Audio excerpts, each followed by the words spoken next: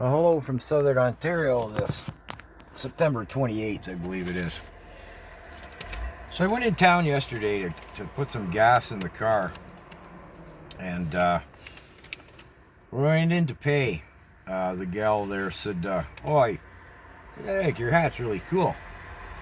I said, "Oh, right on." I said, a follower on my YouTube channel sent it to me, Amazon. And she said, "Oh, you have a YouTube channel. What's that about?" I said, "Well, it's political content in Canada, mostly. Commentary on social political stuff." She's like, "Oh, what kind of stuff?" So I whipped out my Canadian Awareness Tractor Tour pamphlet. She was having a quick look at it, and down in the bottom there, she said, "Oh, my husband and I follow most of those channels.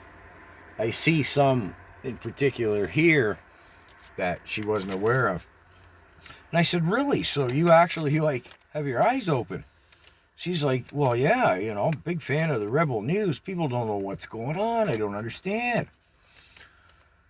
And so, we conversed a little bit. She asked some more about my channel, and, I quoted some figures and stuff, and she's like, "Wow."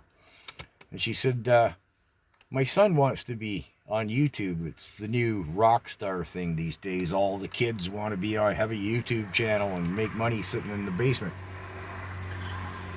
She said, how do those kind of numbers, my numbers, pay?" And I said, "Well, yeah, surprisingly little. I do more, and I'm kind of skidding along, surviving on some PayPal donations and stuff. Like this whole tractor awareness tour thing was all sponsored in hard costs. Not time, of course. That's my choice. So anyways, I stopped back today. I said, "Hey, did you and the hubby have a chance to look at that?" And she said, "No, I'm sorry. We had, they've got kids and stuff." She said, "Right, it's in my phone. I forgot even to mention it to the husband." And she wasn't aware of the hashtag Trudeau must go viral Twitter thing that Canadians are doing. She said, "Oh, we don't have Twitter." I said, "Well, you can Google it and see what's going on." I said, "Would you or the husband be interested in doing, making your voices heard, coming on the channel? You could be anonymous, or you could do it a la the Trudeau must go viral Twitter thing." She said, "Well, yeah, actually, I would like my voice to be heard, and I know the husband would sure like to have a beer with you and sit down and talk." And I said, "Well, check out the channel at your leisure and see what you want to think. If you want to participate, I'd love to interview someone and show my fellow Canadians and the viewers around the world that I'm not the only one who thinks this way." And I submitted the conversation with her. I said, "Well, I'd just like to sit down with you guys and ask you when and what woke you up, opened your eyes to what's going on, and what would be your talking points. What bothers you the most? What would you like to be, perhaps the primary subject or subject matters?"